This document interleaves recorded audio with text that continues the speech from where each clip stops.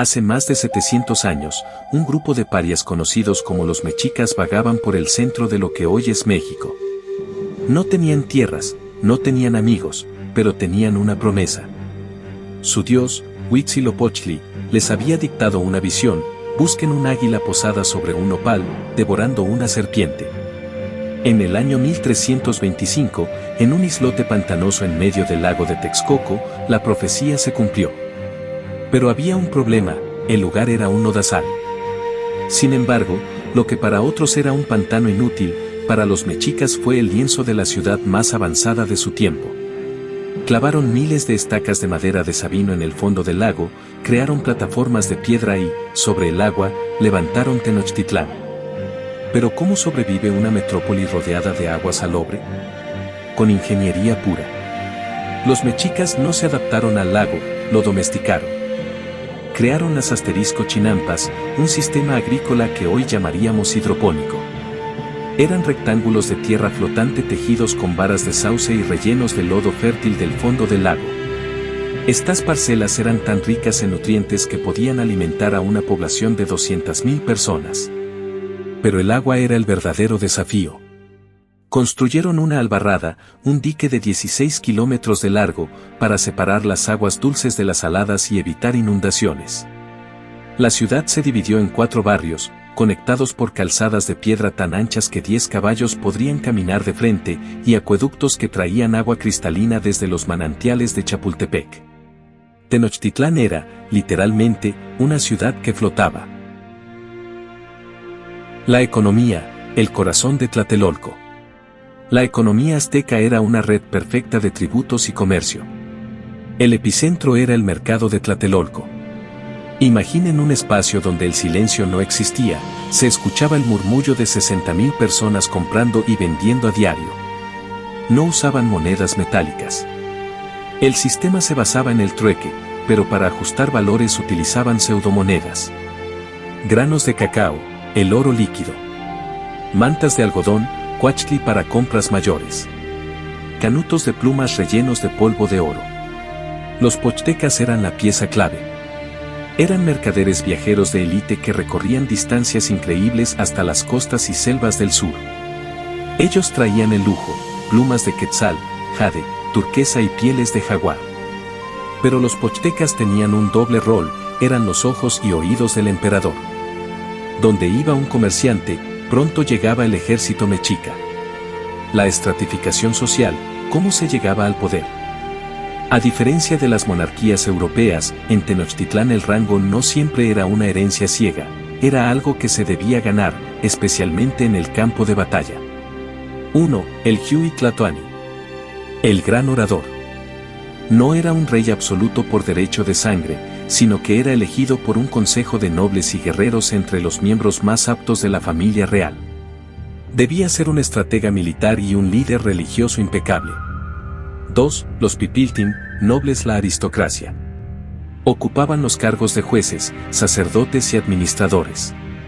Se educaban en el Calmecac, una escuela de disciplina férrea donde aprendían astronomía, teología y gobierno.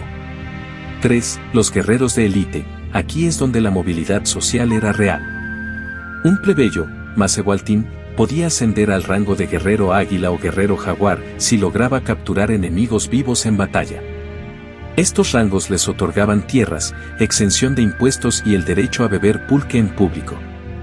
4. Los Macehualtín, la gente común, organizada en calpullis, clanes familiares que compartían una extensión de tierras. Los Tlacotín, mal llamados esclavos. Eran personas que habían caído en servidumbre por deudas o crímenes. Podían tener propiedades e incluso sus propios servidores, y su condición no se heredaba a sus hijos. Religión y dioses, el equilibrio del cosmos. Para el mexica, el mundo era un lugar peligroso que ya había sido destruido 4 veces. Ellos vivían en el quinto sol y su misión era evitar el fin del mundo. Huitzilopochtli, el dios del sol y la guerra. Él exigía agua preciosa, sangre, para tener fuerzas y derrotar a la luna y las estrellas cada amanecer.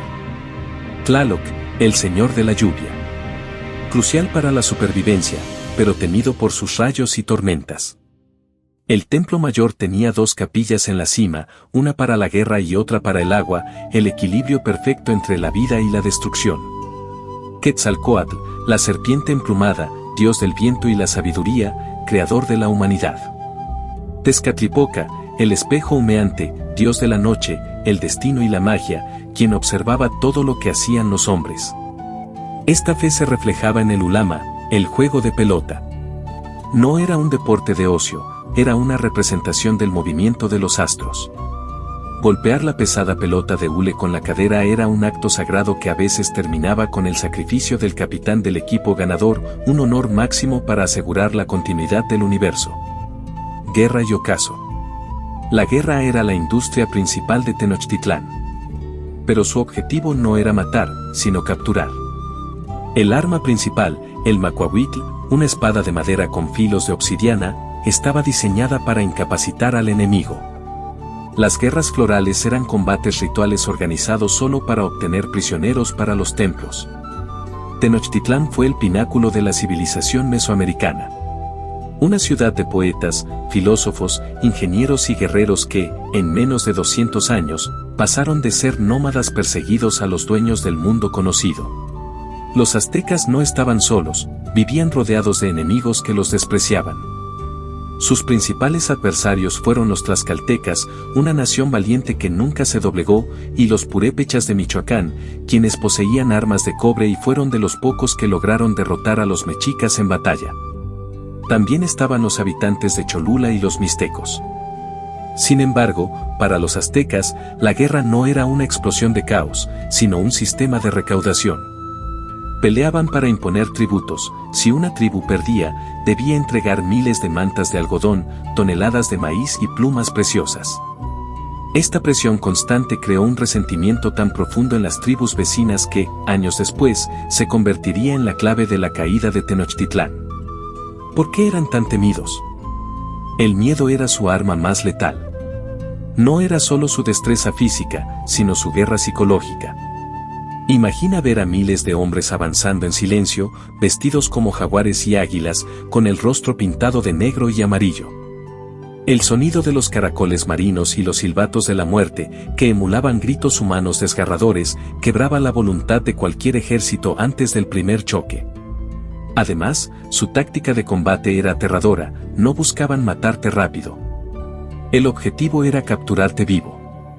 Ver a tus compañeros ser arrastrados hacia las pirámides mientras los sacerdotes esperaban en la cima creaba un pánico que desarticulaba a ejércitos enteros. A menudo se les juzga solo como guerreros, pero su verdadera fuerza era la inteligencia estratégica. Poseían un sistema de escritura pictográfica donde registraban censos, mapas precisos y movimientos astronómicos. Su calendario era más exacto que el europeo de la misma época. Eran maestros de la botánica, capaces de realizar cirugías cerebrales rudimentarias y utilizar plantas medicinales con una precisión asombrosa. La inteligencia mexica residía en su capacidad para observar el cosmos y aplicar ese orden a su ciudad. Una sociedad donde nada era al azar y todo, desde la posición de una estrella hasta el flujo de un canal, estaba fríamente calculado. Nada es para siempre en esta tierra. Los propios poetas mexicas lo cantaban en sus versos. ¿Acaso de verdad se vive con raíz en la tierra? No para siempre aquí, solo un poco aquí. En agosto de 1521, el quinto sol se oscureció.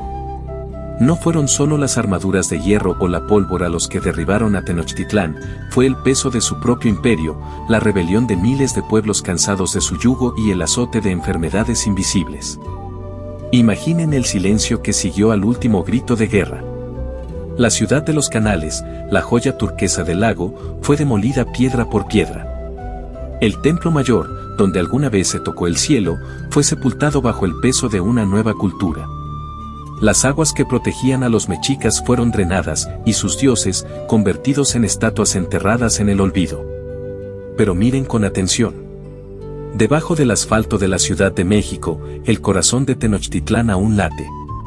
No es una civilización muerta, es una raíz profunda que se niega a secarse.